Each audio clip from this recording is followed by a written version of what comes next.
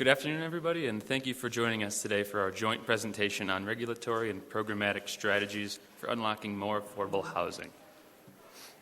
Half of this presentation is going to be focused on the 1271 program, also known as the Innovative Affordable Housing Strategies Program, and the other half of it will focus on House Bill 1117, Local Government Authority to promote affordable housing. So I'm going to say the word program quite a bit tonight, so please forgive me in advance. As you can see by the panel beside me and the folks at the table right there, we've got quite a few speakers today, including several local government representatives to discuss their progress related to both of the programs being talked about today.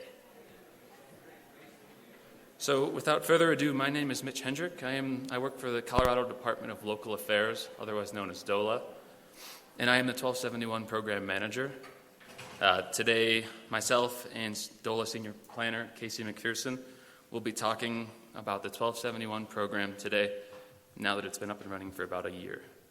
After we go through the 1271 update, we will pass the microphone to Jackie Wheelahan of Lake County and Joseph Teipel of Buena Vista to talk about their community's progress so far. And then once that is over, we will transition to the second half of the presentation. And we'll hear from Andrew Peters and Diana Caruso-Jenkins from Otten Johnson, as well as Annalise Hawk from the City and County of Denver. So now let's get into the basics of the 1271 program. The Innovative Affordable Housing Strategies Program was established through House Bill 21-1271, which is why the program is also referred to as 1271. The intent of the program is to help communities reach their affordable housing goals and incentivize municipalities and counties to remove land use, regulatory, and development review process barriers, and to add local incentives for developing affordable housing, which for this program is defined as 80% of AMI for rental units and 140% of AMI for ownership units. So as you can see on the screen here, I'll be talking primarily about the two programs on top, the Incentives Grant Program, which we refer to as IHOI, and the Planning Grant Program that we refer to as IHOP, because we know all of you planners love acronyms. So the 1271 program is funded by ARPA stimulus money, which needs for this program to be fully expended by June of 2024, when the program is scheduled to end. And the Incentives Grant Program specifically began with approximately $38 million to award to Colorado municipalities and counties. This flexible grant program can help gap fund affordable housing developments, pay for infrastructure, utilities, unit construction, modular unit purchases, deed restricted unit preservation, tap fees, and you name it, including some affordable housing programs as well, getting those established.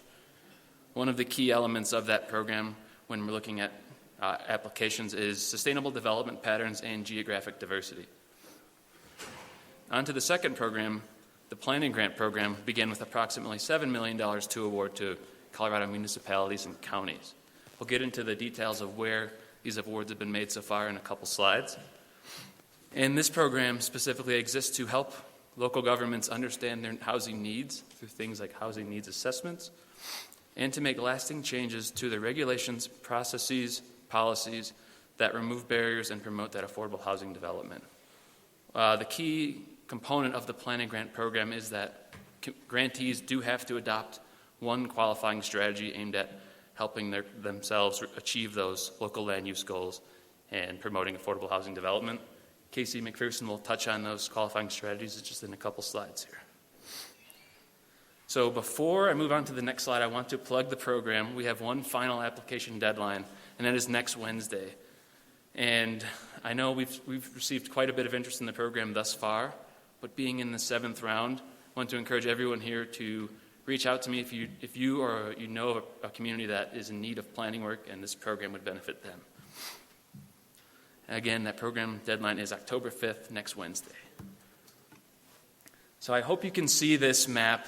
The purple looks a little light over there, but I'm going to talk about the Incentives Grant Program and where we're at today. So the first round of awards was made earlier this year, and in that program, approximately 14 grants were awarded for about $19 million, and as a result, 572 units are projected to be developed, along with some additional units that are coming from Colorado Springs Utility Rebate Program. Now, something that we were all surprised about and recently was the second round of letters of intent that some of you may have applied to. On September 1st was our deadline. When we received the LOIs last year, there was approximately 25 LOIs submitted, so we were expecting something similar to that this year. This year, we received 54 letters of intent from communities around the state requesting over $90 million, and the program has approximately $19 million to award. So we've got some good pre-application calls ahead of us. And needless to say, the incentives grant program is in high demand. We're currently reviewing the LOIs and setting up some pre-application calls that take place over the next 2 months, and hope the formal application process can start to happen about in December or so. So this map looks a little bit more filled out, and that's because we have been through 6 rounds of funding, and the grants are typically smaller for the planning work. Through 6 rounds, we have awarded 47 grants around the state for over $4 million. The dots on the map are the municipalities that have been awarded or participating via a joint project, and the dark green outlines represent the counties that are participating in the program. So some of these programs and communities have come in to fund a housing needs assessment that needed to get done. Some have come to conduct a code audit or code assessment, and others just came to work on that adoption of those qualifying strategies to promote affordable housing in their community. So again, that highlighted in bold, planning grant program deadline is next Wednesday. Please reach out to me today after this or via email. Happy to chat with you about what we can do to get you in before the deadline closes. And with that, I will introduce Casey McPherson to chat about initial takeaways from qualifying strategy implementation and pursuit. Okay. Thanks, Mitch. Hello, everyone. Casey McPherson. And I'm excited to talk more about this program. I brought notes because I do get pretty jazzed about it, and I know I will go off script. So, in an effort not to do that, 1271, which again, we call it after the House Bill number because the name was just lengthy. So to not subject you to that, we're subjecting you to a number. So this program is about incentivizing action. I think that's exciting because it nods, tip of the hat to that a lot of work has already been done across the state in this space. And what this program is trying to do is to incentivize even more action. So if those of you who are paying close attention to the timelines that Mitch mentioned might be thinking, wow, you're probably going to have a lot of concrete stuff to report next year. I think we will. I think we're going to have some really good case studies and lessons learned. We already have some, which is fantastic. And so I'm just going to spend 2 quick slides giving you an overview of what we've been seeing. So you have a sense of what's popular, what's not. Maybe you want to ask about why in the Q&A. Happy to think on that with you. So here is a slide that shows all of the qualifying strategies. As Mitch mentioned, the whole point is to make progress towards land use strategies that make developing affordable housing more doable moving forward. So in the legislation, there was a list of 14 strategies. It gave us the flexibility to consider other strategies, which we were thrilled about because the creativity across the state is endless, and that's been, I think, the most commonly cited, very commonly cited in our program. And then we also included an inclusionary zoning ordinance to promote what was sort of the enabling authority in 1117 that we'll hear more about soon. So this is a little small for you, but slides will be shared after. If you have a phone handy, you can always Google DOLA 1271. If you're wondering more about any of these strategies, we have guides for almost all of them about what are best practices for, name your strategy, use of vacant publicly owned property, subsidizing fees, these kinds of things. So some comments. This really is trying to just show sheer numbers of what's popular so far. And it shows you before, so what communities had in place before this program is in blue, and listed to pursue is in red. So what are communities looking to try and adopt, or at least analyze and explore with these funds? Before this program, the most commonly adopted from this list of strategies, excluding other, is use of vacantly owned or vacant publicly owned land, allowing affordable housing in PUDs, allowing small square footage residential units, and ADUs by right. So those are some of the things that people were thinking beforehand, still thinking about it. But through the 1271 program, the most commonly pursued top three are expedited development review, subsidizing or reducing fees for affordable housing developments, and reduced parking requirements. So that's what we've been seeing so far. We'll see what comes in this next round, deadline the 5th. And then we've also been taking note of what's not so popular so far, which so far the top three are submetering, inclusionary zoning ordinance, maybe there's more activity coming, and dedicated funding to subsidize infrastructure. Okay, with that, here's another way to slice it. So this slide is showing you that we can also break down the data that we've gotten so far into the type of strategy. So generally those can be zoning and regulation type strategies, local government programs, and then incentive-based strategies is the third bar. We've got counties in bluish and municipalities in goldish, to break those out for you. So let's see. Yeah, just another way to think about it. Basically, you can tell that there's been quite a lot of work already done on zoning and regulation, and interesting that it looks like it's about split with incentive-based strategies. So I would call that a little bit more interest in trying to explore those kinds of spaces. Still looking definitely at zoning and regulation, still looking definitely at programs, but kind of moving into the space of how can we incentivize as well. And I think that's about all I wanted to comment there. Now, one more slide. We've got one more slide before we get to the grantees. You want me to do that one now? Oh, I got it. That's okay. Oh, okay. That's okay. Thank you. Sit down now. So before we pass the baton, I wanted to quickly show something that we still have to verify. This is representative of the recent LOIs that we received, where interested communities who submitted to be considered for the incentives grant program also participated previously in the planning grant programs in rounds 1 and 3. And something exciting that we're seeing is that at least 5 IHOP planning grant grantees came into the planning grant program without enough strategies to actually receive or be eligible for an incentives grant. And so far, already 5 have proved to make quick work or soon to make that quick work to be ready to receive an incentives grant award. And one of them is right here, Jackie Wheelahan from Lake County. So I will pass it off to you.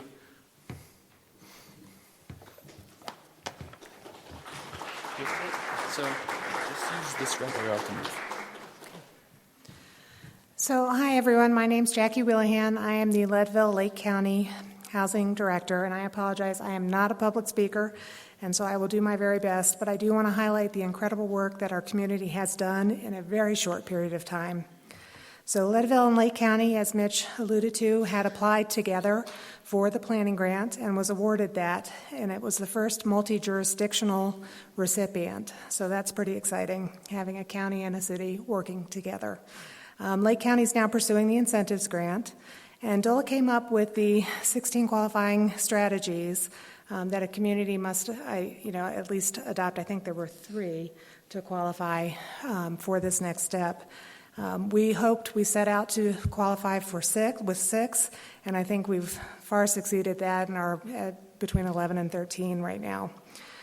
So I'm going to give an overview of the work that we have been doing in the last couple of months and what strategies we focused on, as well as which ones proved not to be a good fit for our community. Lake County used to be the affordable option for mountain housing, but we are now facing the same housing challenges as our neighbors here in Eagle County, Summit County, and Pitkin. We are very lucky and fortunate that we have a wonderful advocacy partner in the Lake County Housing Coalition, and they had the foresight to conduct the housing needs assessment and create an action plan. And they also have provided us with engagement and education for the community, our city and county leadership and staff. They also championed a successful campaign for a 2A ballot initiative, which created our first dedicated funding for the housing program, which is incidentally helping to fund my position and will hopefully offset some development incentives. The city has already put in place a cap on short-term rentals, and the county just initiated a moratorium on short-term rentals for the next year to try and get a handle and figure out what to do next. So the planning grant has helped us to move forward from planning to implementation. The city and county decided to create my position, and through the planning grant, we were able to contract with a consultant, Michael Yerman from Southern Colorado Economic Development District. He has provided the necessary guidance and facilitation to help us move forward. We recognized that creating a regional housing authority was going to be an important part of this program. One reason for that is the city cannot sell property without a public vote. The county's disposition of property was equally cumbersome, and a regional housing authority would allow us to develop, receive donated land bank, and I'm not changing my slides, and would also give us another dedicated funding stream through taxing powers.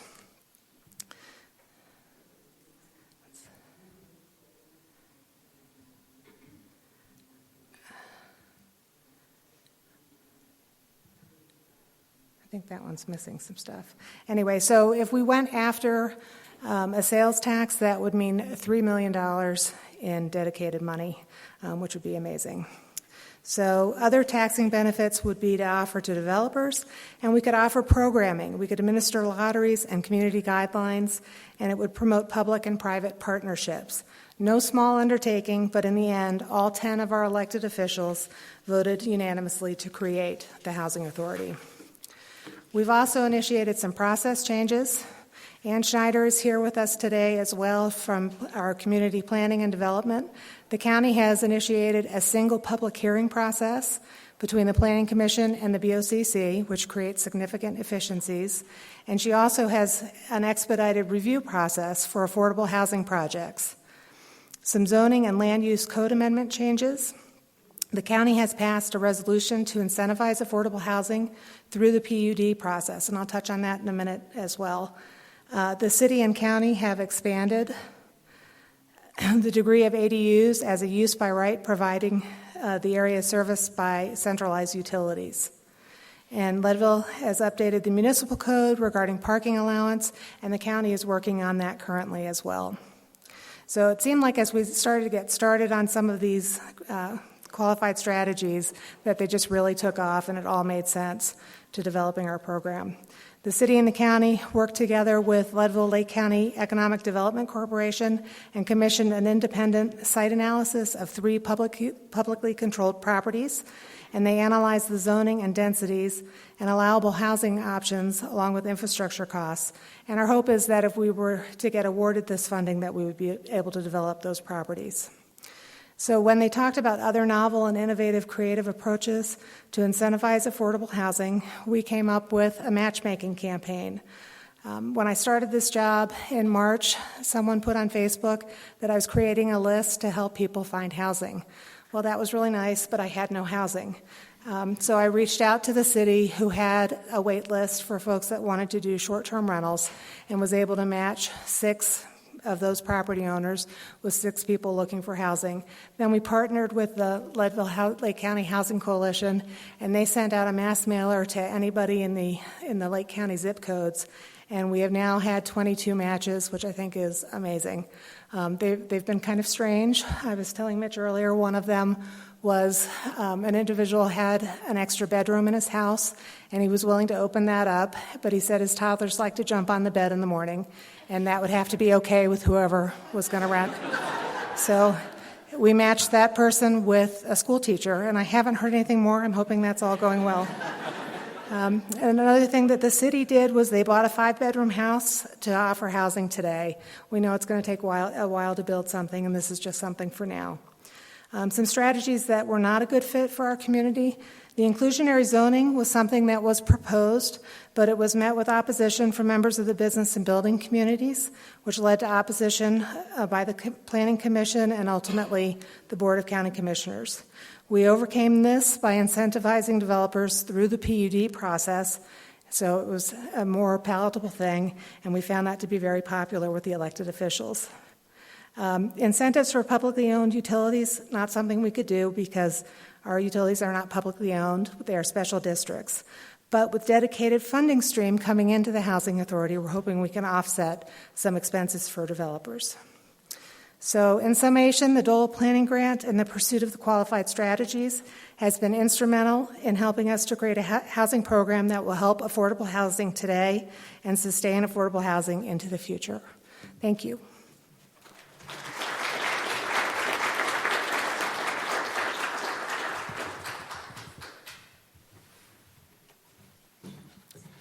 Hello, everyone. My name is Joseph Teipel. I'm serving as a planning director at the town of Buena Vista. I've been in that role for about a year, and I think it was about week 3 when I came onto the job that I submitted the IHOP grant application.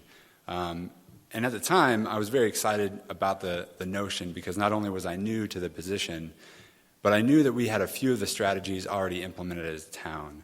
And yet there was also a lot of work that I felt could be done when it came to looking at our code and thinking about creating a rich environment for affordable housing.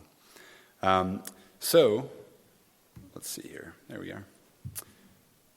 We issued an RFP and brought a team of consultants on in February and launched a pretty in-depth community engagement and stakeholder engagement process, which involved not only the sort of more traditional public meetings and stakeholder interviews, but also dedicated focus groups with developers themselves, asking them what their pain points were with our current code and what their ideas might be, other than a lot of money, to allow them to build more affordably in Buena Vista.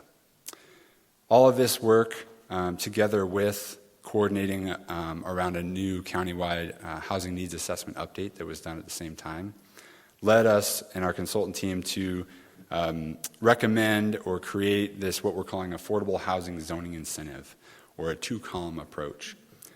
So this is a concept. Full disclaimer, we haven't adopted this yet. We've had some robust discussions with our Board of Trustees and other public stakeholders, which are moving in the direction of implementation.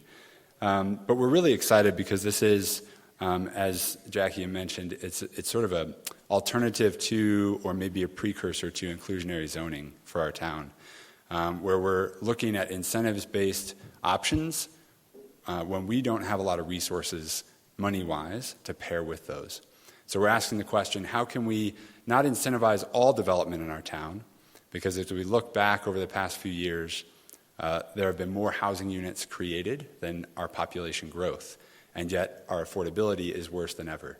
So we know that it's not simply a supply and demand issue. We did not want to simply say we want to make it easier for anyone to do anything.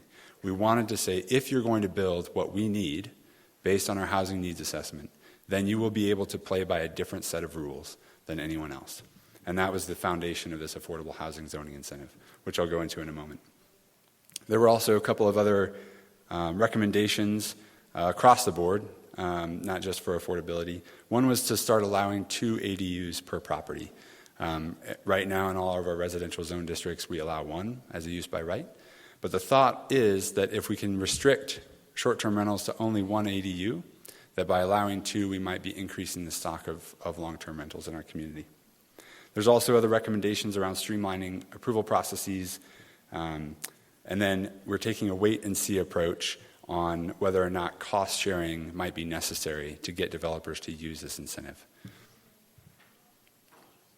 So what is the incentive? On the left of the screen, it's relatively hard to see, but I did share a link in the app to our full code audit report, is this idea that if you are going to build a project that we want, then you're going to become eligible for what we call the second column at the moment. So on the left are those eligibility criteria as we're currently contemplating them. First and foremost, we would require a deed restriction for primary occupancy of whatever you're building. So we want to know that what you're building is going to be occupied by folks that live and work in our communities. And then, depending on whether you're building a rental product or a for-sale product, we would have a variety of different options you could choose from that might qualify you for the incentive. On the right, you can see a couple of examples on what you would, the rules you would play by in that second column if you are eligible. Things like a lower level of approval in our processes, as well as reduced parking. For our uses, which is the table on the left, making more uses allowed in a variety of zone districts if you're building the projects that we want to see. For instance, making small multifamily buildings a permitted use by right instead of a special use permit, those types of things. On the right, our dimensional standards in that second column would allow for far more density, smaller lot sizes, more lot coverage, those types of ideas. So we're very excited, and our work for implementation has begun. We're starting to turn these concepts into code language, but we're not quite at that finish line yet. So I think that's all I had. Thank you all.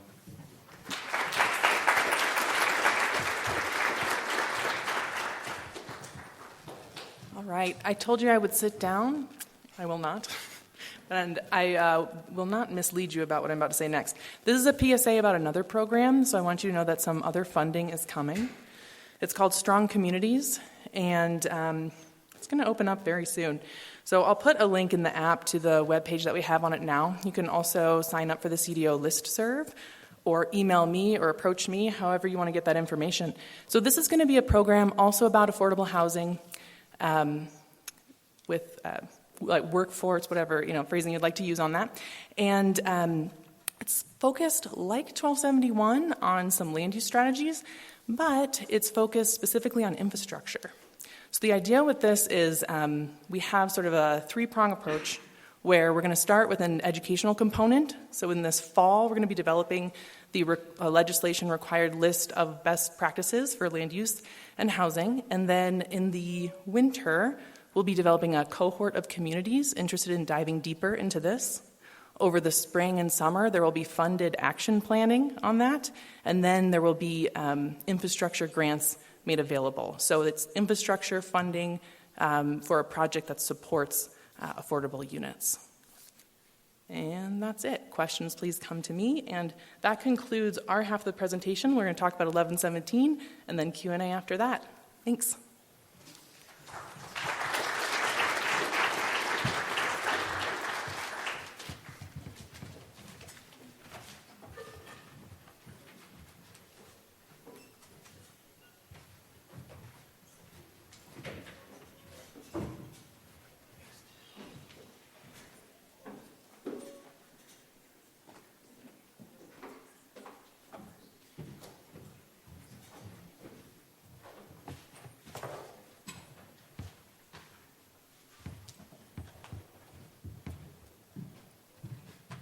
Bring this down a few feet. Okay, how's this? There we go. Okay, good afternoon, everyone. I am Diana Caruso-Jenkins, and I'm an attorney at Ott & Johnson in Denver. So I'll be kicking off our discussion of House Bill 21-1117, and I will be using notes because I am new to this and nervous. So I'm going to provide a summary of the bill and how it impacts inclusionary housing across the state. Then following this introduction, we'll have Annalise Hawk, a principal planner with the City and County of Denver, sharing how Denver developed its expanding housing affordability policy, and then provide program development strategies with that as well. Then finally, my colleague Andy Peters, right here, will discuss legal implications of the bill and pitfalls to avoid when creating inclusionary housing policies. So the fun stuff. So over the past few years, state lawmakers have tried numerous times to pass bills that would expand inclusionary housing policy. And finally, in February 2021, an initial draft of the bill was introduced, and the final bill was signed in May 2021. So just to provide a bit of an overview here, House Bill 1117 provides the legal framework for local jurisdictions to promote the development of new affordable housing pursuant to existing land use authorities.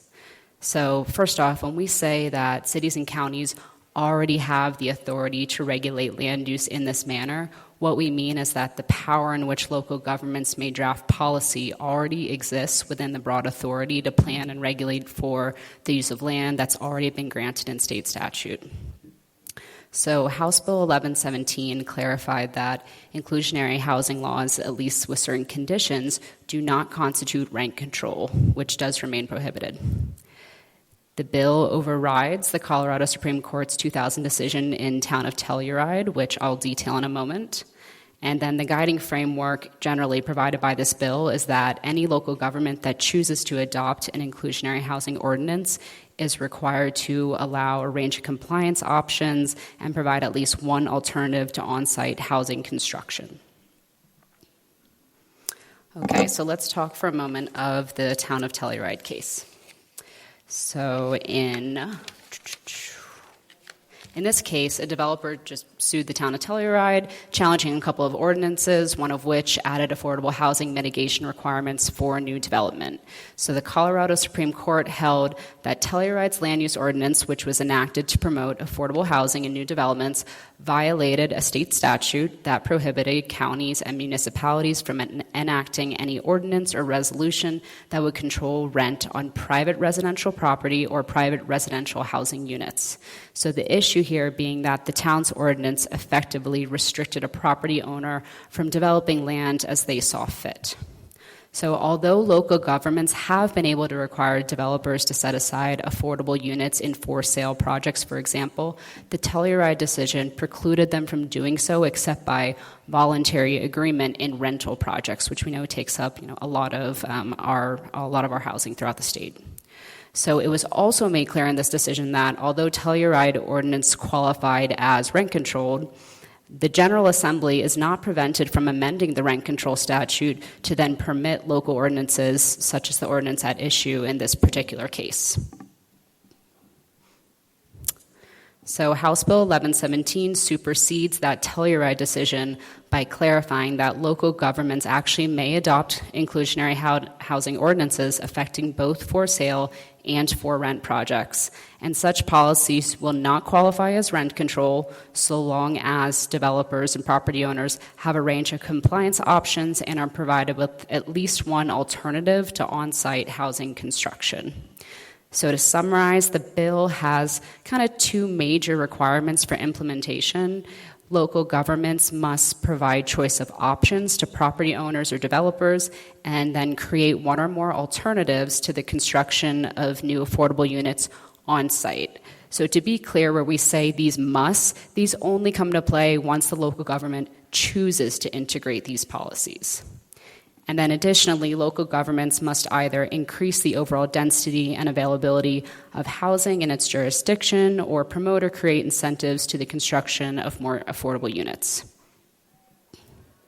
The bill does specifically call out different options and strategies that can be used here to increase overall density and availability of housing, but it is not limited to these strategies. So I won't read all of them, but a few of them are promoting mixed-use zone districts, reducing parking requirements, increasing household size, increasing unit count on single-family lots. So I'll just say that as a personal aside, I find some of these to be potentially vague, and I do think that we might need to see how some policies play out to fully understand and clarify what these mean and what other options may be that have not been presented in the bill already.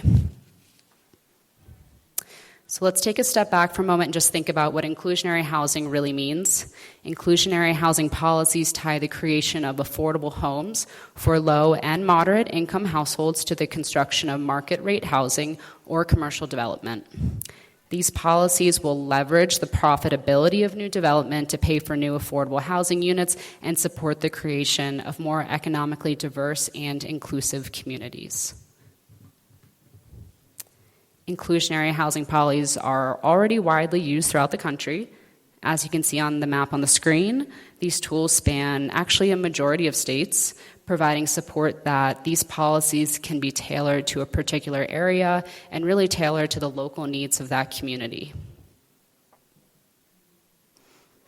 I'll shift now to Denver's specific history. I'm sure everyone is familiar with this map, Denver's redlining map, which shows the explicit bias and inequities built into Denver's history and the ability for individuals to become property owners and, of course, generate wealth.